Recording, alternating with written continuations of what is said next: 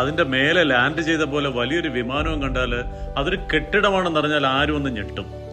ഇതൊരു പള്ളിയാണ്. തമിഴ്നാട്ടിലെ തിരുച്ചെന്തൂരിനടുത്തുള്ള ഉവരി എന്ന് പറയുന്ന കടലോര ഗ്രാമത്തിലെ കപ്പൽ മാതാ ചർച്ച് അഥവാ സെൽവ മാതാ ചർച്ച്. ഉവരി എന്ന വാക്കിന് തമിഴിൽ കടൽ എന്നാണ് അർത്ഥം. 1903 ഒരു സ്കൂളായിട്ടും ഗ്രാമത്തിലെ പെൺകുട്ടികൾക്ക് അന്തിയുറങ്ങാൻ ഒരു ഇടമായിട്ടും ഗോവയിൽ നിന്നുള്ള പാസ്റ്റർമാര് പണിത ഒരു പഴയ കെട്ടിടം ഉണ്ടായിരുന്നു. 1919 സെപ്റ്റംബർ 18 രാത്രിയിൽ അവിടുത്തെ കന്യാമറിയത്തിന്റെ പ്രതിമയുടെ തലയ്ക്ക് പിന്നില് ഒരു വെളിച്ചം പ്രത്യക്ഷപ്പെട്ടെന്ന കഥയോടെ അതൊരു പള്ളിയായിട്ട് മാറി.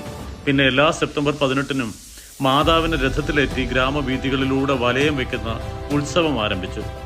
ആ പഴയ പള്ളി കടലാക്രമണത്തിൽ നശിച്ചപ്പോൾ 1970 ജനുവരി 25-ന് തറക്കല്ലിട്ട് 74 പണി പൂർത്തിയാക്കിയതാണ് ഉവരിയില് ഇന്നീ കാണുന്ന സെൽവമാതാ ചർച്ച് അഥവാ കപ്പൽ മാതാ ചർച്ച്. കപ്പലിനുള്ളിലെ അൾത്താരയ്ക്ക് മുന്നിൽ ഓരോ തൂണിലും ഓരോ രാജ്യങ്ങളുടെ പതാകകൾ കാണാം. ഫുൾ ലെങ്ത് ഡബിൾ ഡെക്കർ വിമാനങ്ങളൊക്കെ റിസർച്ചിൽ മാത്രമായിരുന്ന അരനൂറ്റാണ്ട് മുൻപത്തെ കാലത്ത് ഇങ്ങനെ ഒരു കെട്ടിടം നിർമ്മിച്ചു എന്ന അത്ഭുതത്തോടെ ഇന്ത്യയുടെ കിഴക്കൻ കടൽക്കരയില് കപ്പൽ മാതാ പള്ളി നോക്കി നമുക്ക് ഇങ്ങനെ നിൽക്കാം.